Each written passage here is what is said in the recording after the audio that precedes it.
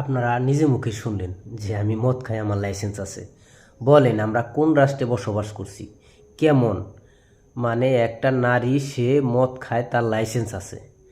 আচ্ছা, তার লাইসেন্স আছে, সে মদ খাবে, তো সে প্রকাশ্য দিবালোকে এভাবে একদম লাইভে মানে সাংবাদিকদের সামনে যে সাক্ষাৎকার উনি দিচ্ছে, এটা আসলে কেমন ফ্যামিলির মেয়ে?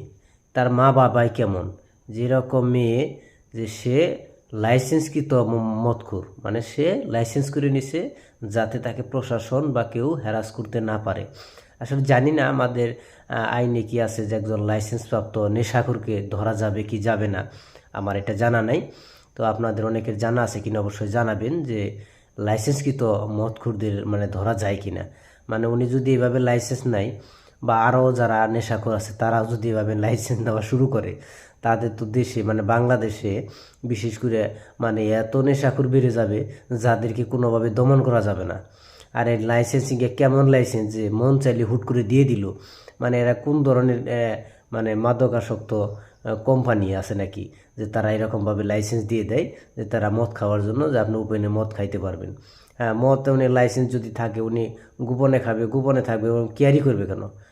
ক্যারি করে ইয়াবা সহ বন্ধুবান্ধব নিয়ে সে মানে নেশা ক্যারি করে, তার লাইসেন্স আছে, এটাই মানে বুঝাইতে চাই। এরকম কতদিন চলবে না এই ব্যবসা? থেকে তোদের এই থানা থাকবে